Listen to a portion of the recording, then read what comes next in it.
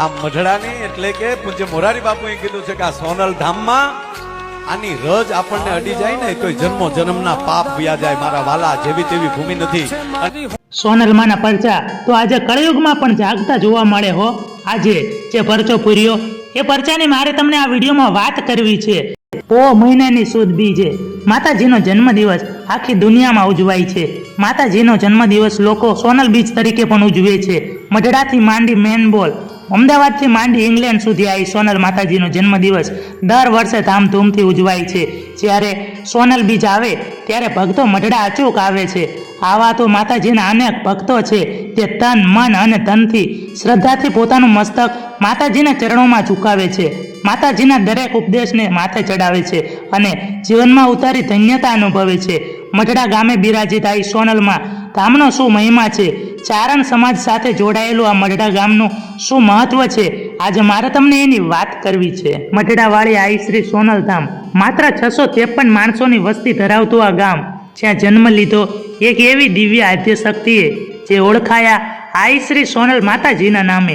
સાક્ષાત હાજરા હજુર આઈ શ્રી સોનલ માતાના શરણોમાં વસવાટ છે. આઈ શ્રી સોનલમાં ચારણ સમાજ માટે અતૂટ શ્રદ્ધા અને આસ્થા ધરાવે છે, જેના કારણે લાખો લોકોની સંખ્યામાં આઈ શ્રી સોનલ ધામ વર્ષભર ધમધમતું રહે છે. આઈ શ્રી સોનલ માતાજીએ પોતાના જીવનકાળમાં માત્ર ને માત્ર પુરુષાર્થ, જીવનમાં સત્ય, પવિત્રતા, સાદાઈ અને સાત્વિકતા અગ્રસ્થાને રાખી ચારણ સમાજને એક કરવાનું અને વ્યસન મુક્તિ કરવાનું સૌથી મોટું અભિયાન છેડ્યું હતું.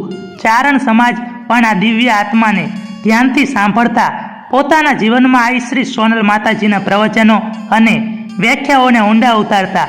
આઈ શ્રી સોનલ માતાજી વિવિધ સમાજના લોકોને પરચાઓ આપ્યા છે. જ્યારે સાચા મનથી તે માતાજીને સાદ કર્યો ત્યારે અવશ્ય માતાજીએ તેમને પરચા પૂરી ભક્તોના દુઃખ દૂર કર્યા છે. ચારણ ગૃહે જ્યાં મઢડા મુકામે આઈ શ્રી સોનલ માતાજીનો દિવ્ય આત્મા અવતર્યો ત્યારે સમગ્ર ગામમાં હર્ષોલ્લાસ અને ઉમંગનો માહોલ હતો. ચારણ કુળની આ દીકરી એટલી તેજસ્વી અને દિવ્ય હતી કે તેનામાં સાક્ષાત માં ભગવતીનો વાસ હોય એવું લાગતું.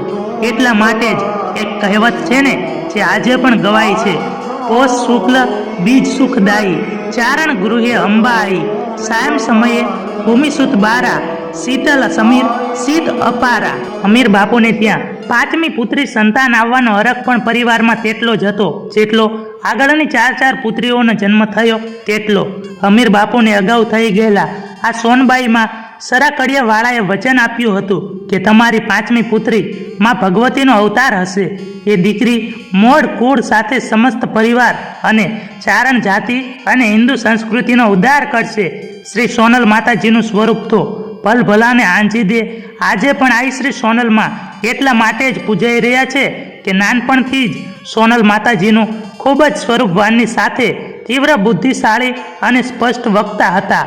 જીવનમાં ક્યારેય સ્કૂલે તેઓ ગયા ન હતા, પરંતુ ભાષામાં સંસ્કૃત પર આઈ શ્રી સોનલ માતાજીની પકડ કેવી હતી કે સામે ઊભેલા પણ તેમની વાતને સાંભળતા જ રહી જાય.